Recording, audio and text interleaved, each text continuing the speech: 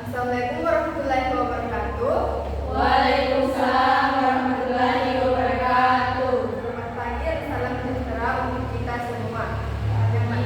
Yang terhormat Ibu Ida, SPD MPD selaku dosen pengampu dari mata kuliah Pembelajaran Literasi SD dan teman-teman yang saya banggakan. Terima kasih atas kesempatan yang diberikan kepada kami untuk mempresentasikan hasil diskusi kami mengenai laporan analisis kasus mengenai rendahnya kemampuan berpikir kritis siswa kelas 4 SD pada mata kuliah Pembelajaran Literasi SD. Sebelumnya perkenalkan saya Putri Zahra selaku moderator dan pemateri pertama. Adapun anggota kelompok kami yaitu ada Adeline, Siti Ilva, Nur Istiqomah, Nur Intan, dan Alfiana. Untuk mengefisienkan waktu, langsung saja kita masuk pada pembahasan. Nah, yang pertama itu ada latar belakang masalah. Nah, pentingnya berpikir kritis siswa itu kemampuan berkritis melatih siswa memahami informasi kompleks secara rasional, aktif, dan kreatif. Kemampuan ini sangat krusial bagi siswa kelas 4 sekolah dasar untuk menganalisis masalah konkret dan menarik kesimpulan berdasarkan bukti konkret, bukan sekadar menghafal. Adapun realitas yang terjadi itu berdasarkan observasi siswa kelas 4 SD masih mengalami kendala berpikir kritis. Siswa cenderung pasif, hanya mampu menjawab soal tingkat rendah, berbasis hafalan langsung, serta kesulitan saat diminta mengevaluasi atau membandingkan teks bacaan. Yang kedua itu ada tujuan analisis. Yang pertama, identifikasi faktor.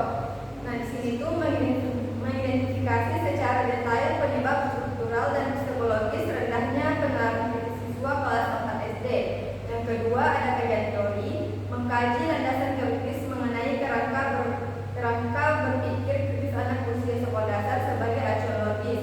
Dan yang ketiga itu ada solusi implementatif. Di sini itu merumuskan alternatif tindakan dan menetapkan solusi strategis terbaik yang relevan dengan kurikulum merdeka. Selanjutnya saya persilakan kepada pemateri kedua. Di sini ada identifikasi masalah, ketergantungan jawaban instan.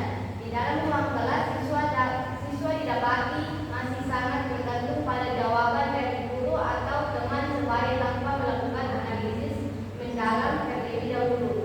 Ketika guru melemparkan pertanyaan hoax, siswa kesulitan menarik korelasi logis dan memilih bersikap pasif. Faktor penyebab guru dan siswa. Perspektif guru, yang pertama, pembelajaran masih didominasi metode ceramah konvensional. Yang kedua, evaluasi harian didominasi oleh pertanyaan, ingatan, dan hafalan semata. Yang ketiga, belum optimalnya integrasi model pembelajaran aktif berbasis masalah. Perspektif siswa. Yang pertama, kurangnya rasa percaya diri siswa untuk berpendapat atau sekedar bertanya. Yang kedua, keterbatasan kemampuan literasi membaca dasar dalam memahami esensi teks. Yang ketiga, kecenderungan menerima materi mentah secara pasif tanpa proses validasi.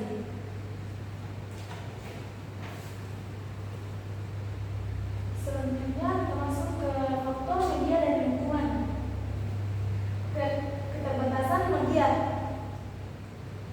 Media yang digunakan masih bersifat konvensional dan menonton di dalam kelas. Minimnya visualisasi materi yang menghubungkan pembelajaran dengan dunia nyata anak. Pembelajaran belum terbiasa memanfaatkan media interaktif multi-indera